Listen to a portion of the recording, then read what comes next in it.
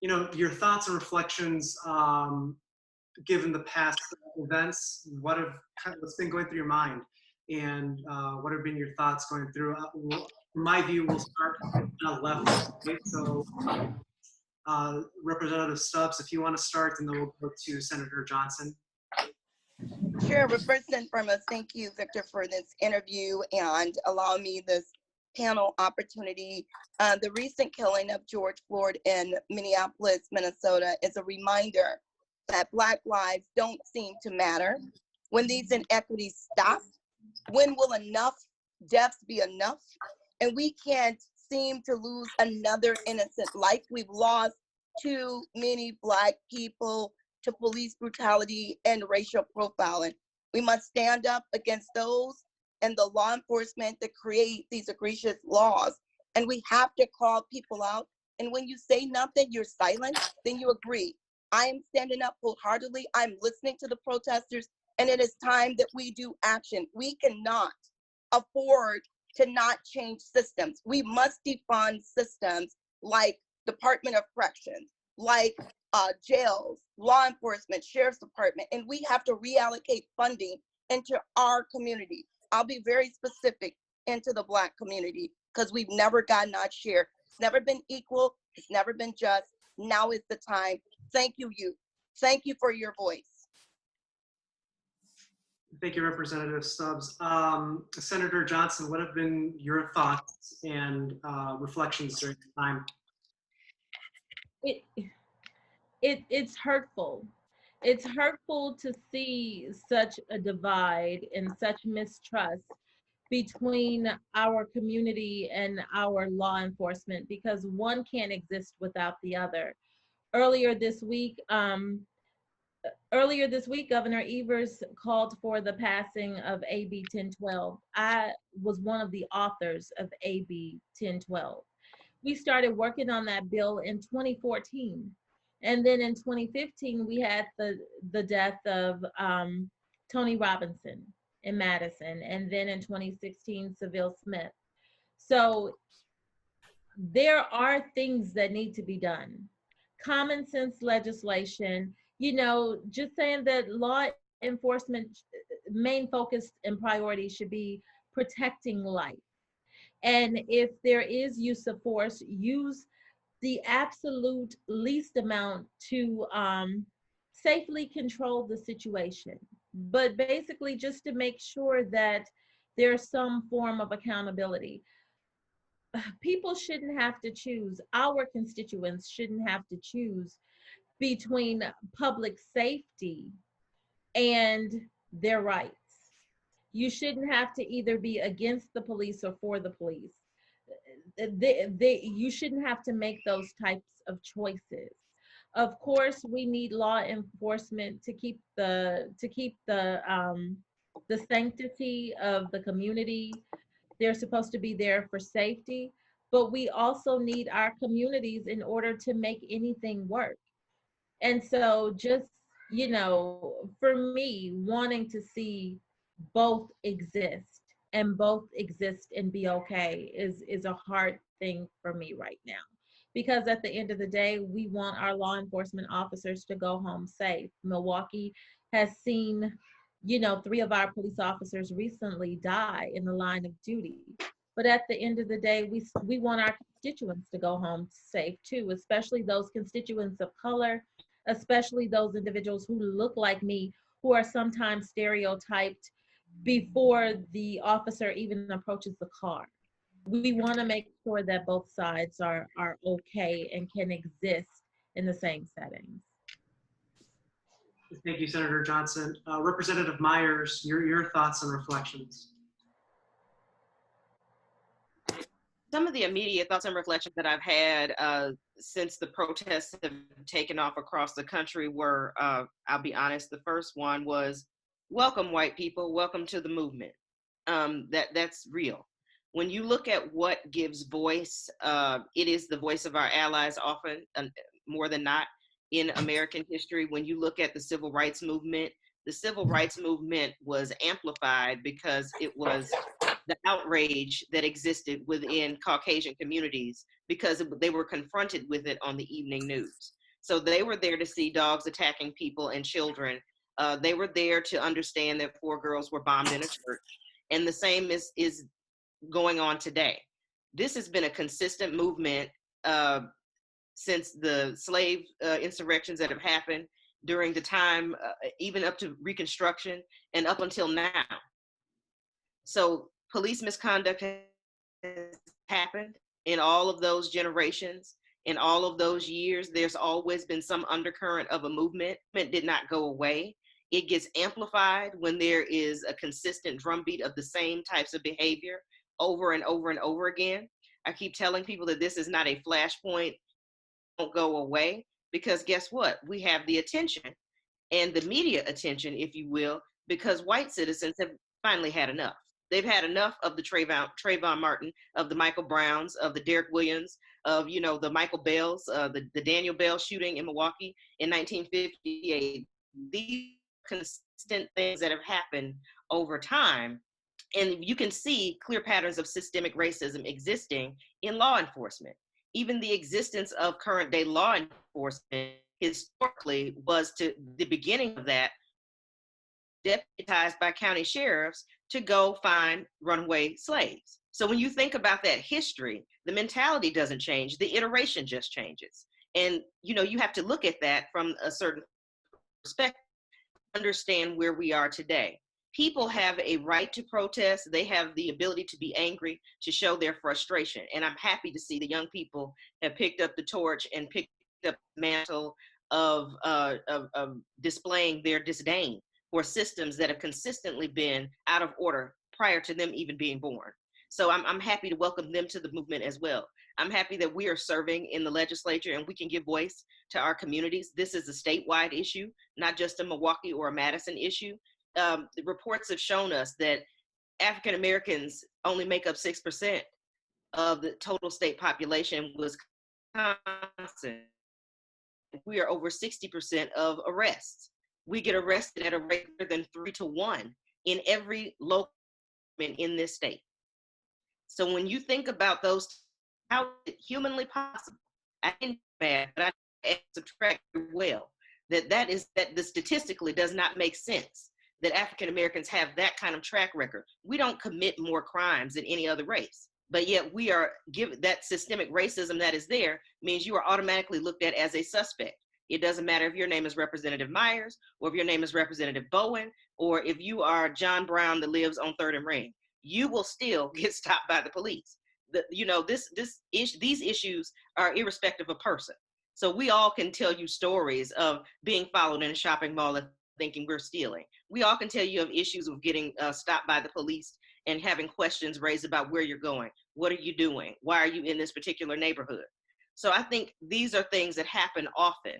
And I just say, you know, I'm glad that it's finally the implication and the awareness of the community this time. Maybe there will be some actionable change for that. Thank you, Representative Myers. Representative Bowen, what's been going through your mind? I know you shared some during the Biden event yesterday, but I guess what's been going through your mind over these past several days? I think I had a chance to reflect on how long 8 minutes and 47 seconds really is, and to really fathom, what was going through the mind of George Floyd while literally he's dying, and it is a very slow, just treacherous, like torturous death to be able to lose your life that way and in front of the whole world. I think what I really do reflect on is what makes this moment different than the other times that we've kind of been in this position. And it's really because people can very clearly see how wrong this is, how needless it was for this officer to keep his knee on his neck, reposition his knee on his neck, and no officers around him even check him that it's wrong. And I think that's what creates the amount of anger and rage that a lot of people are feeling. Now I'm seeing, like Representative Myers is saying, we're seeing more folks beyond our community clearly seeing that this is wrong. And I'm very proud of the young people. I know that there's been this narrative to paint them as these destructive, violent type of protesters that are the images that are being shared across the country and even shared locally. But we know vast majority, 95% of the young people that you engage with out there, they are engaged and focused on ensuring that this moment is not lost and that the narrative is not lost and focused on the destructive things that outside agitators are doing, white outside agitators are doing in our community. So they are not stopping. They are looking to capture this moment so that we don't have to say, well, maybe not in my lifetime, but maybe in the lifetime of the next generation, they'll be able to fix this. They want to see this change now. They know for a fact that white people do much more violent activity to the police and don't get killed. We've seen videos of white people fighting police, running from police, shooting at police, and still not dying in those situations.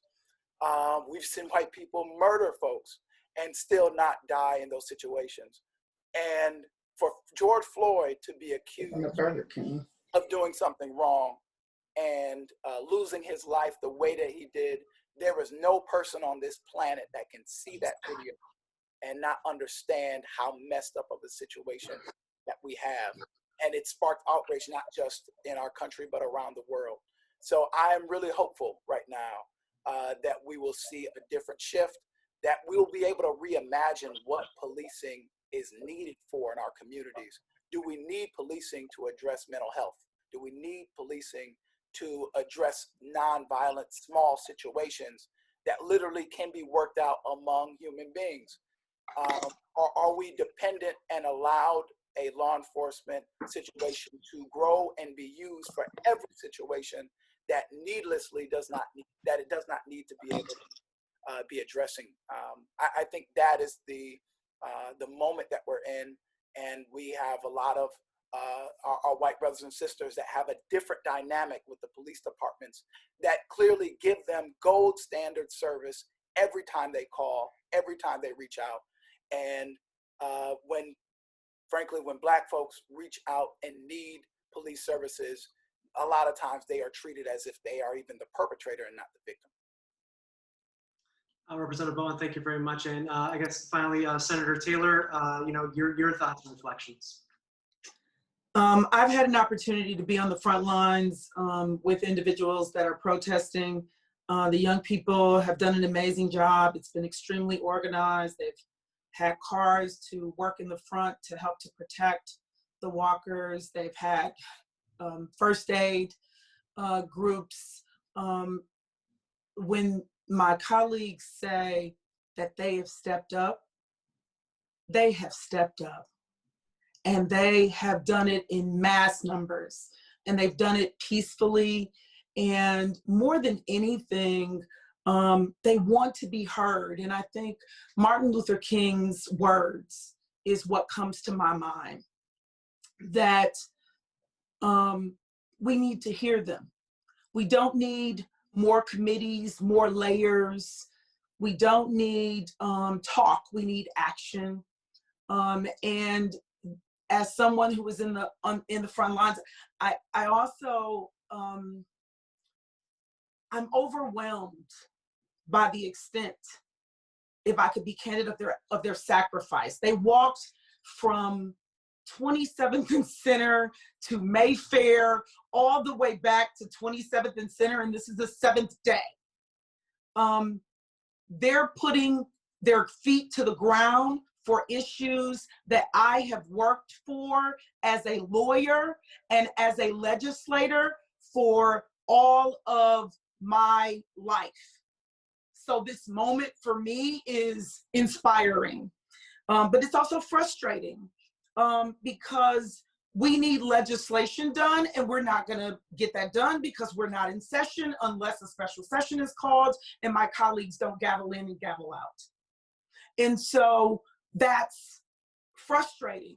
There are individuals, as my colleague has said, that are doing agitation, and there are individuals that are doing looting, and there are individuals that are talking and not doing some action. In this time, it's not a time to be silent. In this time in history, this is globally. And so what I want to see, though, is immediate action. I want the people to be heard. And someone asked, how long, Senator, do you think this will go on? And I said, I hope that it won't give up until we actually have action. Because the legislation and the people that died, from Ernest Lacy to Derek Williams in 2011 saying, I can't breathe, to Frank Jude, to Jay Anderson, to the most recent deaths. I hope that we will get action. And I love the diversity of people from suburbs and urban centers, from the US to other places in the world, making their voice heard. And so I encourage others to do it. So I'm inspired in this time.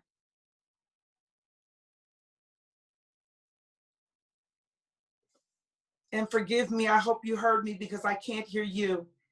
I muted myself. And I'm sorry I didn't mute early. No, sorry. You're good. I guess now is kind of more of the, I kind of want to open it up. So now, this has different stages. We have, right now is kind of the protest stage. And as you mentioned, and we kind of touched on this, talking about the action, right? The concrete pen to paper of what you want to see. And there are the political realities, as you mentioned, of we're not in session, but we could be. For you, for the other representatives and senators on this call, what are those answers? How can we, meet the demands of the folks out on the streets right now? One of the first things that I think that we need to do is deal with police training. And there's a state board that deals with that. And I think that we have to talk about that across multiple communities, what needs to be done in that regard. But we also need to, if I can speak to the Milwaukee area in particular, when we are given recommendations and we are given settlement agreements in court, then what we need to do is do those. We don't need to create another layer. We don't need to do any of those things.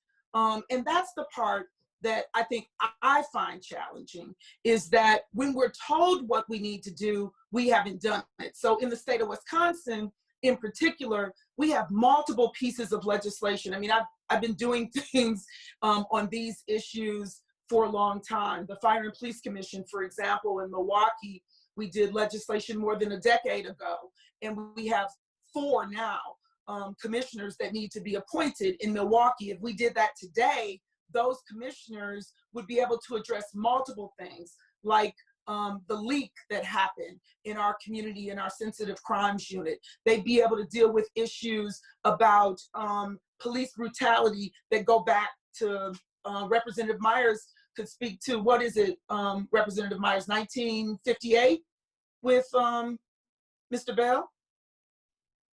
1958, yeah, 1958 with Daniel Bell. Who, was killed in police custody, and Ernest Lacy, also same thing.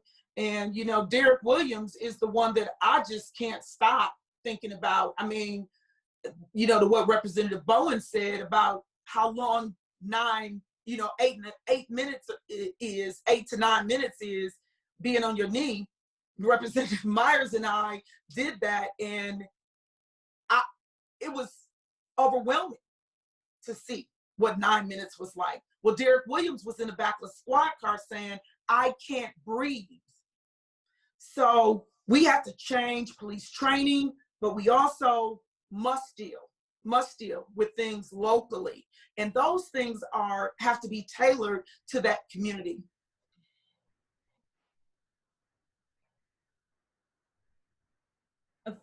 For me, I think that we need to focus on, and this is Senator Johnson, we need to focus on clear-cut policies around use of force. So many times it's difficult to hold individuals accountable if we don't have those policies in writing. If they're not in writing, it's as if they don't exist. So we need to make sure that we have clear-cut policies surrounding use of force.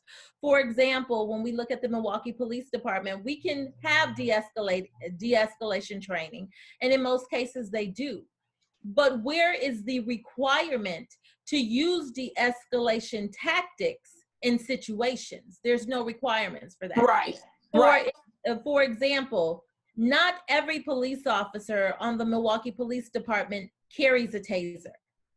You need a special certification in order to carry a taser. So if you find yourself in a controversial situation, you're going to use what you have. If your only resource is a billy club or a firearm, you're going to use that. Making sure that all of our officers have the ability to have tasers. Senator Johnson, the Assistant Chief Howard was in the meeting with us just yesterday. And when you said that, she said, no, that's not correct. Although I do agree with you. Okay, she said, this is what she said. This escalation so Senator Howard said that not all officers, Assistant Chief said not all officers carry tasers. That's agreed. That is law. I got this information from the Department. No, that wasn't the issue. She said what she said about. She said that they can still de-escalate a situation in most cases, even if they don't have tasers. Tasers in a lot of other departments, unless they don't have the budget for it, are given. In the Milwaukee Police Department, where we deal with the most individuals in the entire city because of the population size, all officers should have access to tasers because they're needed. We need to have models. In most cases, it's so difficult to hold police officers accountable when it comes to use of force because there are no clear-cut policies. There are no clear-cut models to say that the officer has violated any of those situations. So we need to make sure that it is in black and white. We need to make sure that those officers get the training that they need. We need to make sure that, all officers have access to tasers so they don't have to resort to the use of a billy club or a firearm. There are so many things that we can do locally if legislation isn't passed statewide. So we need to make sure that we hold our local departments accountable because there are changes that can be made right here in these municipalities if we can't get something done statewide. So the point that I was trying to make, Senator, and I want to make sure that the listeners understand that, is a few things. No question that training and de-escalation is needed. That is true. In our city, we got $500,000, for example, for mental health training, and only 3 people are certified, and only one is, and nobody's on third shift. One person is on second shift, and one person is on first shift. And so $500,000, there needs to be an audit on where it went. Training is important. I agree that de-escalation does not exist. I also agree that access to tasers is not bad.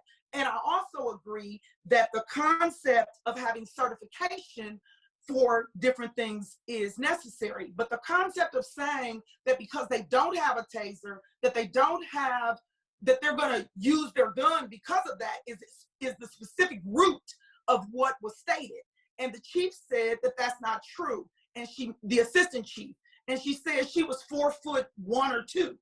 And that she went in an area of 27th and Center. And she spoke about how the issue of training has to also be in one's mindset. And she spoke about her own father's experience. So the only thing that I'm trying to articulate is that, yes, things need to be tailored to local communities. We need to have requirements at the state board for what should happen across police departments and sheriff's departments and universities departments and any type of, you know, entity or law enforcement.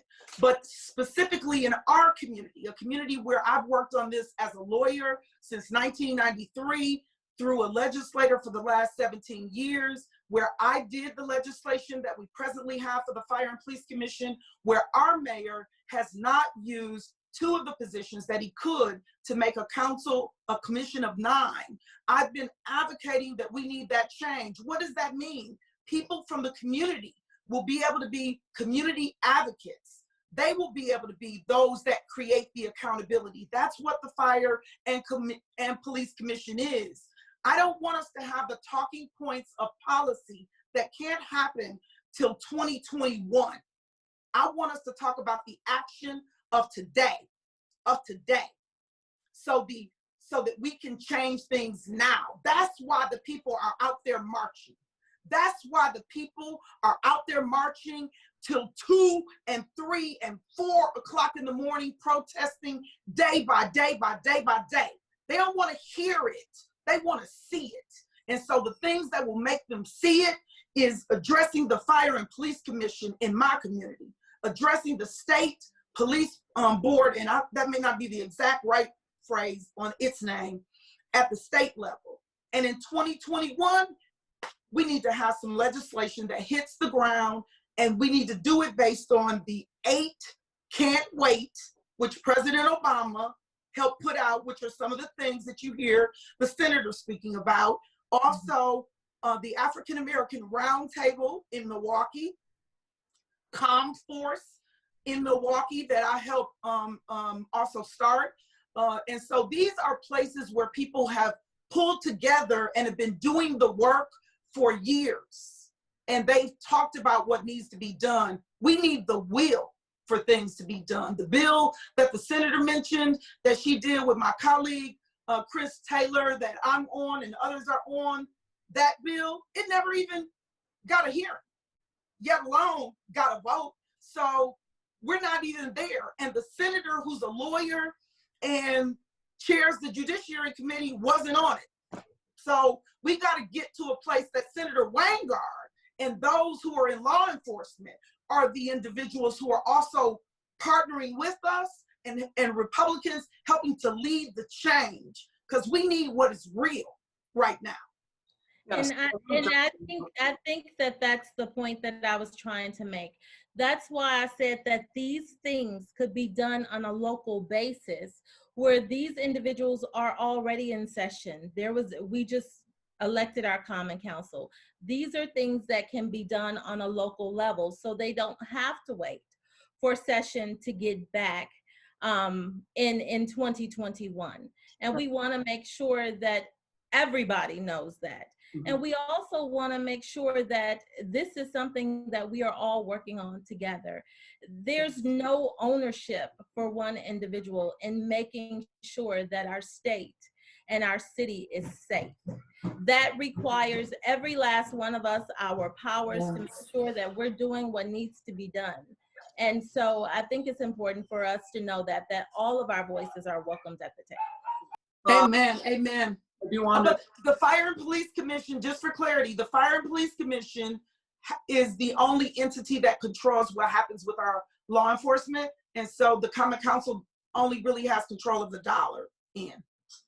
Right, and kind of bouncing off of that, looking at as what's been kind of discussed right now, kind of the political realities of we are in a divided government, and even at the local level, it does require that the stakeholders at every side of this issue, which includes police unions, are part of this conversation. Yes. For all of you, what have been those conversations like? Do you see, I guess now that we're kind of seeing what is a national moment, a changing of the tide? Do you see that willingness from your perspective, if anybody wants to jump in? I had an interview on Wisconsin Eye recently with Jim Palmer, who's the executive director of the WPPA, the Professional Police Association. And he seemed very willing to acknowledge, number one, responsibility on behalf of departments and be willing to have the conversation about moving towards activating legislation that would help responsibility to be taken. My biggest sticking point with police unions is the fact that bad behavior is being rewarded. I know, and this is not just a Milwaukee issue. I know we have Representative Stubbs, who represents Madison, that's here. We have some of our colleagues that represents Racine and Kenosha, as well as places like Oshkosh and Eau Claire. That's the biggest thing I want people to take away from this conversation is that it's easy to pick on the biggest thing, and Milwaukee is the biggest thing. We have the largest school district. We're the largest city in the state. It's easy to have, like throw shade at Milwaukee. But when it comes time to taking responsibility and looking at that over 3-to-1 ratio of arrests of African Americans, that's not just concentrated in Milwaukee. That's a statewide issue. The fact that you have college students that go to college that are from this area and others that go to college at UW and still have issues with the police department, whether it be University Police Department or Madison Police. The fact that you've had the killing of Tyrese West, that you had Tony Robinson in Madison, that you had, even the issues with Crystal Kaiser happening in Racine. All of these things are intertwined. This is an intra-related issue. So all of these things trickle into other areas. It's not just a laser point focus on just law enforcement and their behavior. Their behavior dictates what happens in education, because you have the predecessor for the school to prison pipeline. You have people that don't want to have school resource officers in school, so it makes it easier for children to come out with records. If they have a fight at school, used to be you have a fight, you get a write-up, you get suspended, you go home for 3 days, you and Johnny can come back to school and it's over with. Now you walk away with a disorderly conduct ticket, and that's on your permanent record because the police have been called, or sometimes they're in the building, and you walk away with a cap and gown at graduation, and you have this ding on your record already. You're in CCAP. Somebody can look that ticket up and deny you employment. All of these things go hand in hand with each other. And I think when it comes back to just, I can only speak for Milwaukee because that's where I live. But when we look at the fact that we spent $34 million and counting since 1958 in police settlements, that is taxpayer dollars that have been used to fund police misconduct. I just want to make that clear. My tax money is being used to cover up and in some cases pay off people to be silent because rogue officers have gone and done things to people, and in most cases kill people, and in some cases killed them and covered it up. And then we move on like it's okay. It's not okay. I don't want my money used that way. I don't think anybody on this call wants their tax dollars to be used that way. And when you look at our particular area in Milwaukee, most of these cases that have come up with extreme police misconduct started under Chief Nanette Haggerty and have gone on, the majority of them being under Ed Flynn. And most of the cases under Flynn, some of them have not even been settled yet. It took the family of Daniel Bell from 1958 to 1981 to get a settlement. It shouldn't take that long. But these are things, and this is why we have to highlight these issues across the state. I've asked all of our colleagues, those of us that were in the assembly, had a call just yesterday where we talked about asking our colleagues to look into and dig into information from their respective districts and make sure they find out how much did Racine spend in the last 5 years on police misconduct. Because I'm sure in all this time, $34 million can pave a whole lot of streets in Milwaukee over the last 62 years. $34 million could do a whole lot in education in the city of Milwaukee over the past 62 years. These are things, and when people talk about defunding, I just wanted to make this point as well, because I know the governor had, made some comments about the defund the police, signs that people are holding and understanding. I wish he would have called some of us to ask what that meant. It's not that you want to abolish all police departments, because that's unrealistic and we know that. You need to divest. Maybe the better word is not defund, but divest. Divest and divert some of the monies that go to the city budget, which is over 50% for police, for public safety, And like Senator Taylor said, we don't know where a lot of that money goes, but I'm sure we can find out years later that it's gone for police misconduct settlements. You know, you had 3 people for $500,000 each being trained on mental health. That math doesn't add up for me either. It should have been more than 3 people that could have been trained for $500,000. So somebody needs to add and subtract better at the police department too. So I think these are things that we are looking at. It's not just a glaring Milwaukee issue. You have other municipalities that are crying out for help as well. People in Appleton are marching. People in Ashland are marching for things. So it's not just that it's isolated in the larger communities or even in southeastern Wisconsin. These are things that are a statewide issue. So I get exactly what Senator Johnson is saying about having proactive legislation that makes sure that, you know, it's past talking time. I really don't care, but we all can agree. We are past the point of exhaustion when it comes to having committees, having studies, having tests, examining the issue. If we can pull up, if you Google Milwaukee right now, you know this, the worst place to raise a Black child. You know that it was, you know, the highest incarceration rate. Highest mass incarceration, 53206. I can list you every bad statistic that you want to find about Wisconsin and in particular Milwaukee.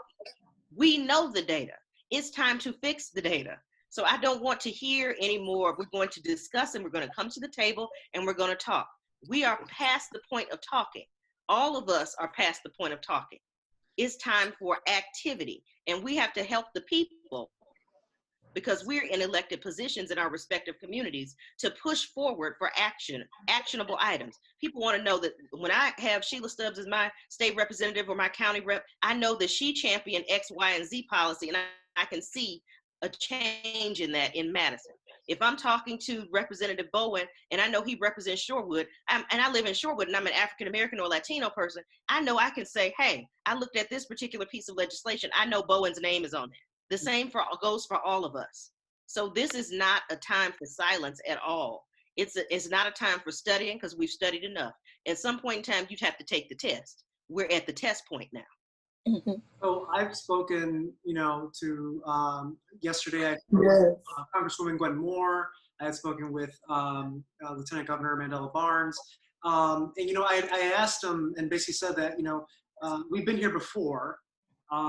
This isn't the first time police violence has been caught on cell phone video and has led to protests. But Congresswoman Moore told me that what gives her optimism and hope is that this is multi-generational, multiracial, multi-geographical. I want to ask you, do you have the optimism or confidence that this time could be different? Yeah, I would say, you know, one of the things that I'm really impressed by is that young people continue to march, not just in the city, but they're going into the suburbs. And the political dynamics of that, we know that most of the surrounding suburbs surrounding Milwaukee are represented by Republicans, are represented by folks of different political leanings. And I was really disappointed to hear Senator Weingard's comments about the policy that we came up with, AB 1012, SB 798, is that the Senate number on it? I'm blanking on the Senate number, but it's essential that we just don't turn this into a political football because it was brought up by Democrats or folks on the left. These policies are rooted in folks that want to live, and they're rooted from Black folks, right? And we know for a fact that these policies actually do work. These are evidence-based answers to actually change this dynamic, to hold officers accountable. And one of the things in A Can't Wait is the enforcement of making sure that officers have to report the things that they're seeing to their leadership. And it's very clear in that video that the other officers saw what was happening and continued to co-sign it. We've had in the Milwaukee Police Department actual groups that would call themselves names and give themselves tattoos, in this case, the Punishers, where literally they had a goal of hurting people in the police department, using their badge, their privilege to protect and serve the community, but using it for the wrong way and treating people harshly. And we know for a fact that that has been some of the systemic problems that has happened in our department. And if you allow that to fester, if you allow that to be co-signed, you're saying that it is completely free reign to not follow your proper protocol or training or things of that nature in how you serve the public.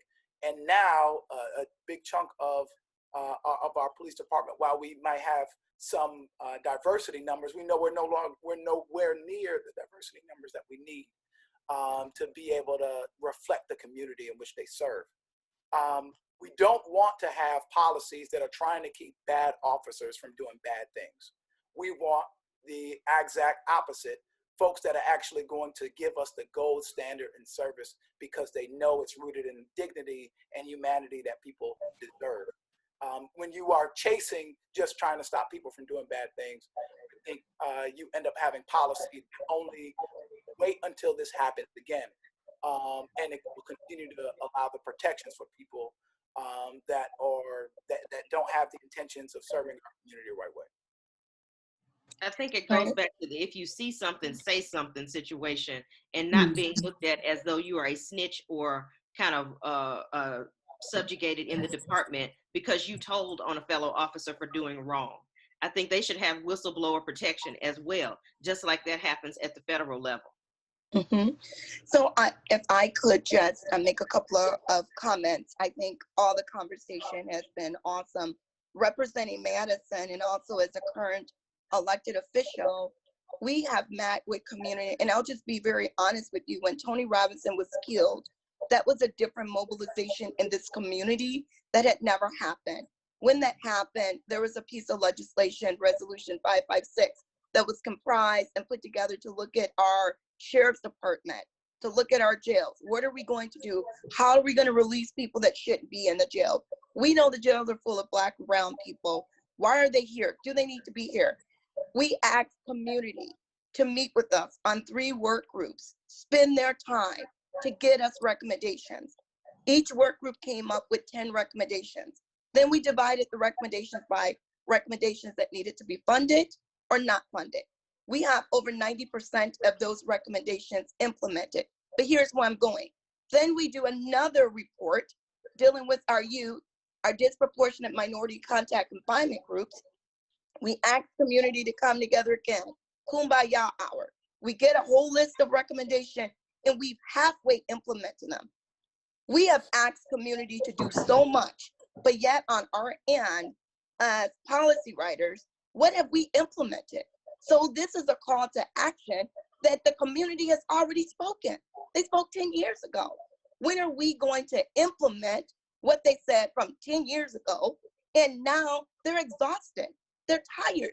They don't want to hear any more excuses. They need to hold elected officials accountable. And I personally have said this.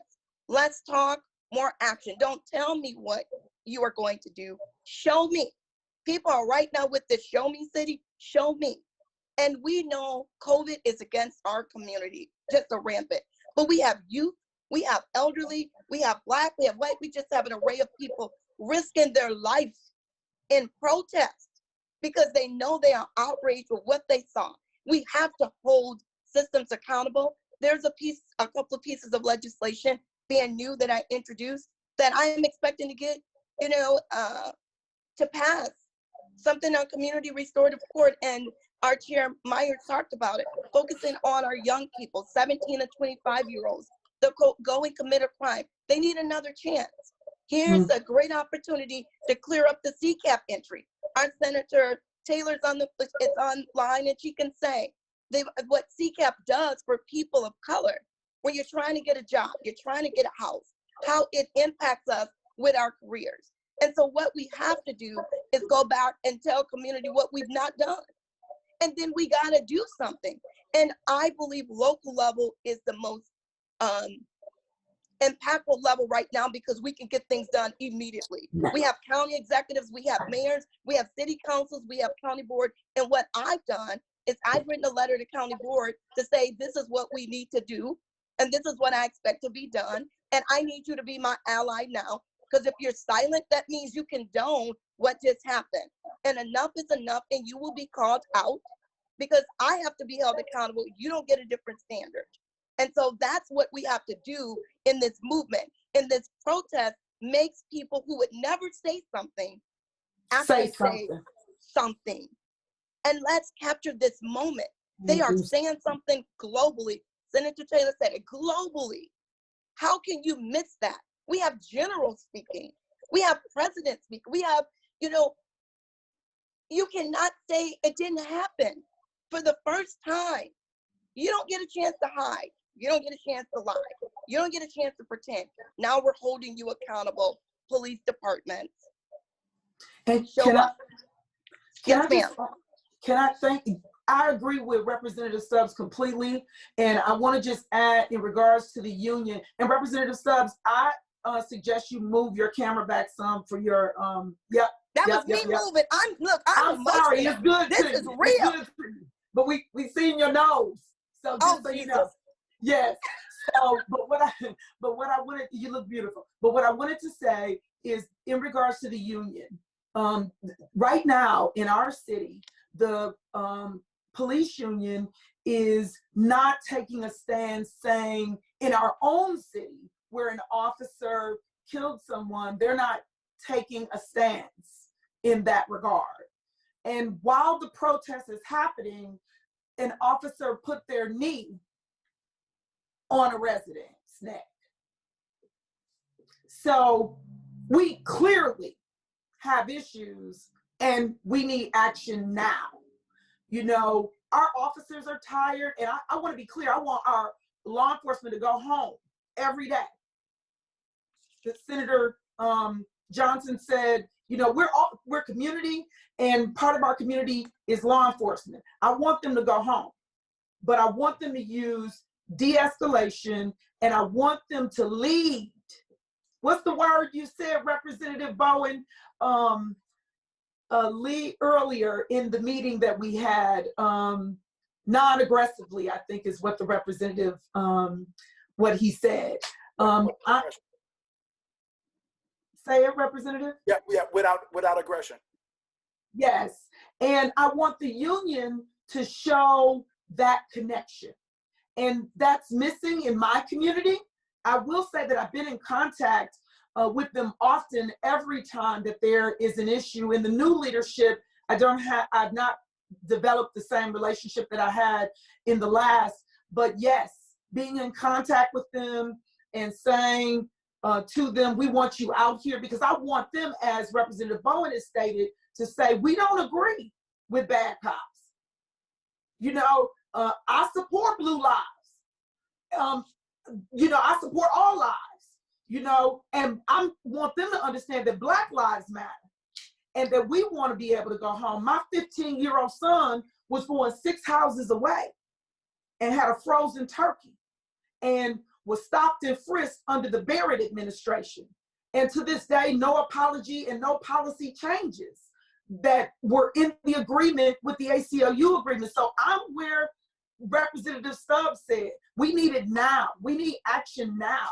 And the police union needs to say, when it's wrong, like what the chief said he would do. But I told him the other day in a meeting, but that's not what you've exhibited all the time.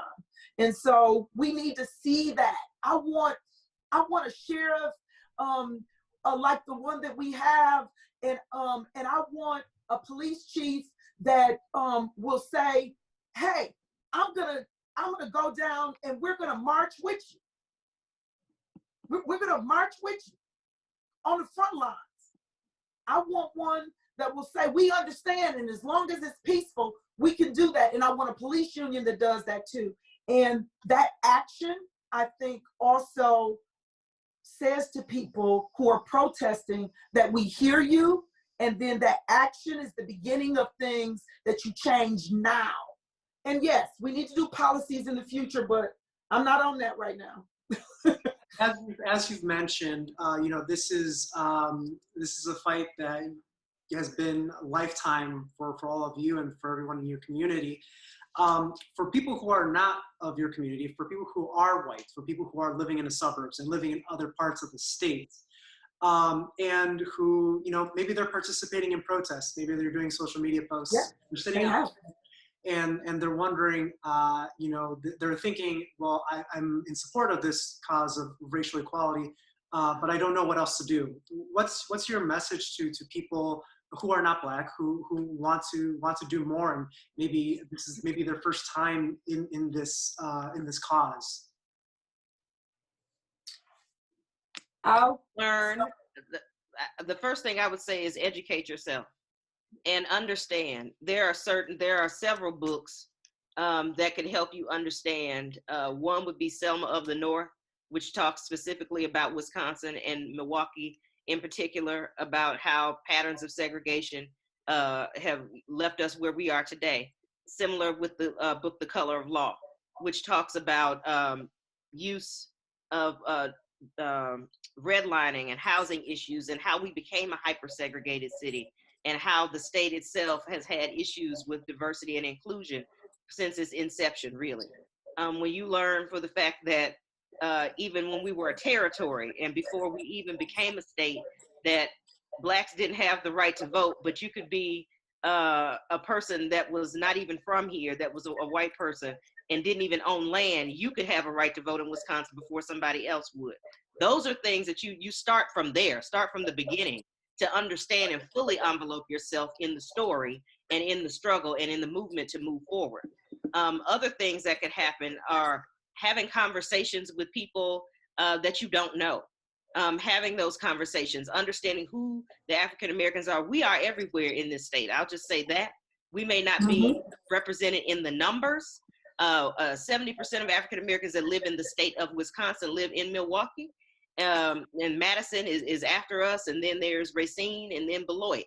But the rest of us are spread all across the state, from Ashland all the way to La Crosse, all the way across the other part of the state, going up to Door County. So we exist. We're in your community somewhere. It just needs to be that we need to be engaged and have the level of engagement that there needs to be. So reaching out to individuals, there are activists that are all across our state that are people of color. So I would say start there and understanding really what this movement is about. It's not just about Mr. Floyd. Mr. Floyd was the catalyst for this particular portion of the movement. But this has been something that has been going on since Joshua Glover, since Ezekiel Gillespie. If you go back that far, since Joe Oliver himself came with Solomon Juneau, and we got here. So I think when you think about that and how we've been intertwined in this state, and 6% is not a lot when you look at a state like Wisconsin. 6% African Americans, roughly 6% Hispanics. So the rest of the state doesn't look like us. And we have to take account for that and understand that there are disparities in every corner of the state. There are discrepancies in law and disparate treatment that happen in every corner of the state, and understand that this reality has to be acknowledged, number one, in your local municipalities, in your local school districts. How are the students treated that are children of color in other parts of the state? Because trust me, they call our offices when they don't have anywhere else to go. All of us have received those calls. So we become the de facto representatives of all people of color in the state of Wisconsin. So I think that's the first. So, and we are willing to talk to those communities and to have these conversations and to help facilitate that with those communities as well. So utilize as a resource, because, and the others like us, other elected officials as well. So I think this is something that makes a big difference when it comes to what you can do immediately if you want to understand what to do and to help people that are marching. You may not be a person that march or be on the front line. She doesn't need to go march 20 miles anymore because she's out of shape. But I will say that these are things that we really want to look at. These are things that we really want to look at and make sure you can help by donating to community-based programs. Program the parks that was founded after the Sherman Park uprising. Understanding what happens in your local municipality is the first thing you can do, because we're all taxpayers. We are all, we all help contribute to this tax base. being knowledgeable about how the inner workings of your local government work. When I talk to village board presidents across the state, and they tell me that they may have 2 people that come to a village board meeting, or you walk in their community and they don't know who the village board president is, they're disengaged and they don't know what's going on. That's striking to me. That's a problem for me, because that lets me know that there's more of the same that is happening, and no one is giving voice to people in that community. People don't know what's going on with their money. And if anybody I know, I'm serious about my money. I want to know where it's going. Amen. I want to know how it's being spent. I want to know what officers, may have had issues. Like Officer Chauvin in Minneapolis had 18 instances of police misconduct before we got to Mr. Floyd. Exactly. So how was he still on the job? If I mess up at my job, well, this particular job, I can get fired by the electorate every 2 years. But on any traditional type of job, if you have 18 instances of deleterious behavior, you are fired. There's no way for you to keep that position. So we need to think about that, and also think about how these issues are interconnected with each other. So that's So I want to add, if I could, to what the chair said, but I hope everybody can see why she's our chair, because she can give you everything from the history and the other things that people can do, and give some specific examples of what can be done. But the thing I want to leave with is do something. Be a part of taking action, even if it's in your own family, talking with your family members about, the views and the things that help to feed where we are today. A gentleman named Sherwin Hughes has a show he does called The Forum, and he posted a picture from the YMCA from a camp in Wisconsin from 1942. And they used to use a live Black child for them to throw at. And those people have children who are my age now. Let's just put that in context. So what you can do is help us to deal with, we all have biases. Help us to deal with the stuff that you can do in your own family and circle. And if you, like me, the representative wasn't telling the story and don't need to be walking 20 miles there, well, maybe you need to, but your knee or hip won't. That's all the more reason that they should march, right? Right, but in case you can, some are using cars to be supportive. You may have a disability, Representative Bowen, but they also are donating water and food. Some people are making sandwiches. So there are things you can do to help the protesters, but you can also ask your representative in your area, what are they doing? To go to what Representative Bowen said earlier, and Senator Johnson spoke about, with legislation. What are they doing to be a partner in making the policy changes down the line, but even locally doing what can be done in action immediately?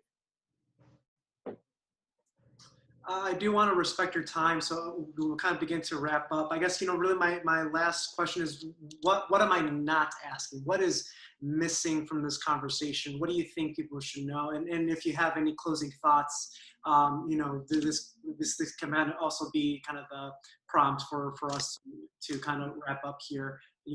What is kind of missing? I think one thing that we do have to deal with is the elephant in the room for a lot of people, which is the protests and the damage and the looting. And, some people get lost in that. And I just want to make sure that people understand that we have to stay focused on what we can do to get at the root of the issue. And we can't get caught up on all the places that it takes us, because everyone deals with trauma differently. And it's not justifying the thing.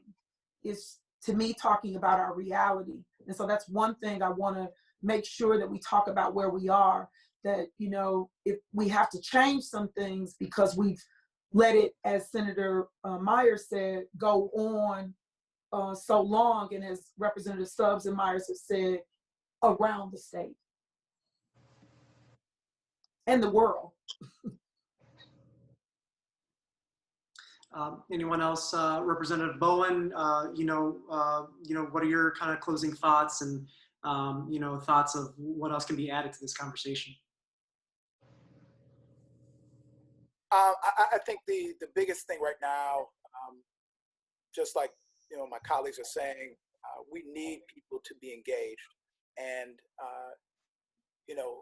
it's so interesting. In the early 2000s, me and Lakeisha were out here. We were hanging out. We were kicking in traffic, right? And we were driving in our cars, making noise, disrupting the neighborhood because we had nothing to do.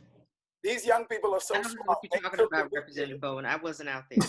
Oh, you sure? I could have sworn I see you out there. Her mama and daddy would have got her. You don't got to lie now. I don't know. They might have took her. They are But protesting. I will say they are using the tactics of disruption. They're using civil disobedience in a very unique way. And yes, sure, you're going to have some folks that drive on the curb, and we got to get them back in the street, right? And you got to have some folks that drive on some grass. We got to be like, I'm so sorry.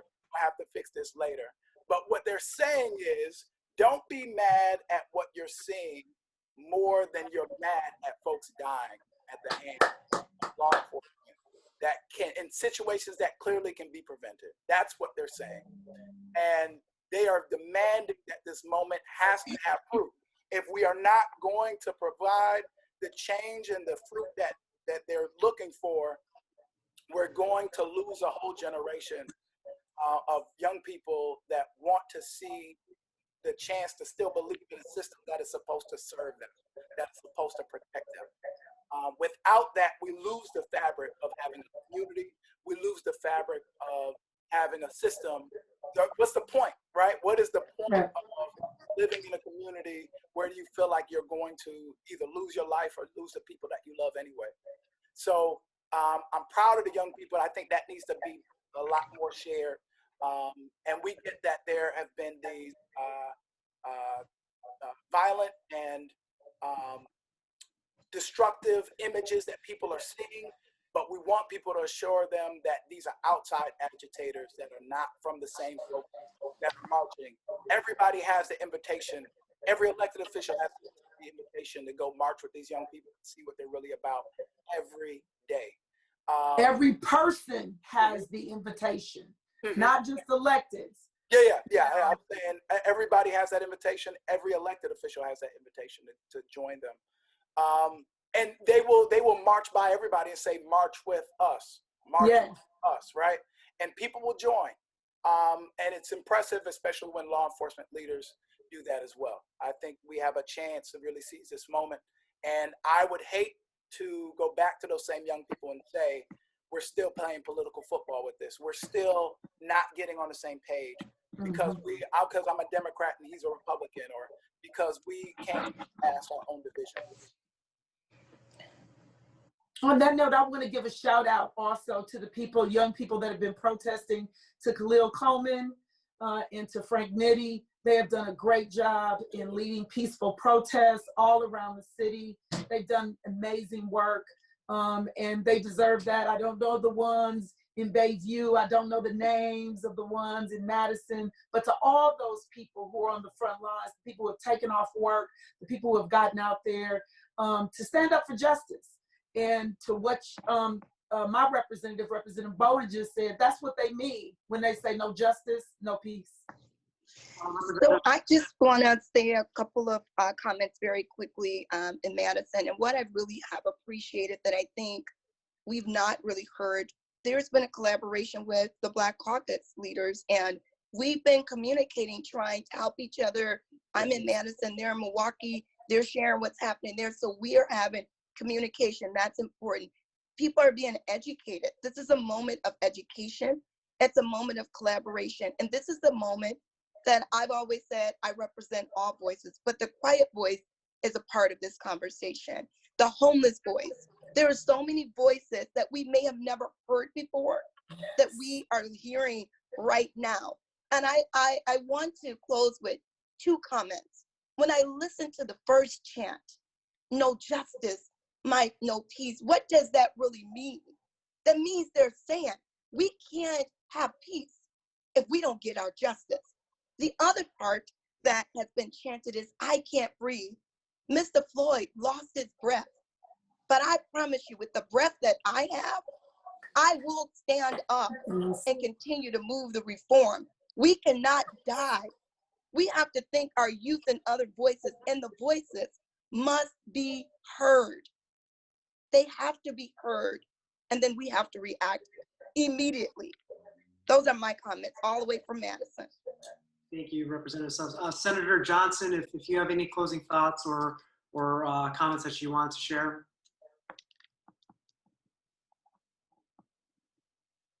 She's still on the Oh, Okay. can I say something? I forgot to change, to give a shout out to two of my protesters, Brandy Grayson and M. Adams, Urban Triage, all the way from Madison. Awesome job. Sorry. orders.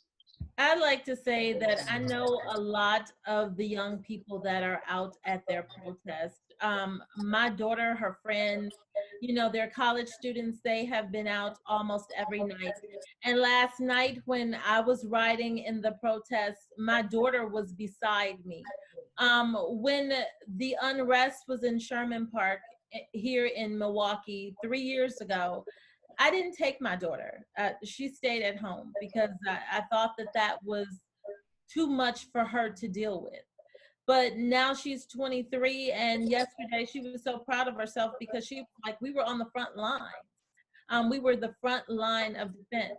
So these young people are doing an awesome job, and no doubt a lot of that has to do with their parents too, who have instilled good values in them too. So I want them to know that we hear them, we see them, and we understand. And I know, as for my part, and I'm sure everybody else on this phone too, we're going to do our part legislatively to make sure that the protesting that these kids are doing out in the street, that that's not in vain. And we're working right now behind the scenes to make sure that these young people get a legislative win. And that they're risking their life because we're in the middle of a pandemic. And I'll give the last closing comments and thoughts to the chair, to Representative Myers. What would you like to share as we kind of conclude here? I would share to just discuss a little bit about kind of piggyback on what Senator Taylor and Representative Bowen talked about as far as people who are dissuaded from the movement and worried about the destruction or the looting. The young people today are doing nothing that our parents and grandparents and forebears didn't do. They're using the American playbook. They are using what they learned in school in history class, because the Boston Massacre was indeed a riot. Nobody told the colonists to throw ice and rocks and glass at British soldiers, but they did. And because they did, we're here today on what we consider American soil. So let us not get dissuaded by or lose sight of the movement because the complexion of the protesters has changed or that the cause has changed. So don't don't move away from what the movement is about because the complexion has changed or the cause has changed. And I'll end with this. I heard a minister say, they cannot come, must be brought. They cannot seek, they must be sought. They cannot teach, they must be taught. And if every soul would save a soul, then every soul would be saved. And I think that's the same thing with dealing with these issues in our community. We all have to go and each one teach one and each one reach one and give them the history and the understanding to understand what this movement is about. And for them to understand that it's not going away. It's going to stay here with us, and we're going to get that legislative win. We're going to get the policy, and we're going to see tangible benefits from that. Now. And we're going to get the action that we need now. Now, yeah, we can't wait. Well, this is not the end of the discussion. This is something, as you said, is going to be ongoing, into the next legislative session. I want to thank all of you for taking the time out of your busy schedules and really, having this conversation And we'll be sure to reach out, as this story develops. It doesn't end here. It keeps going. So again, thank you. And I hope all of your friends, your family, your staff are all safe during this time. So thank you very much. Thank you. Same to you. Thank you. Have a good rest of your day. Thank you. Thanks, You guys. too.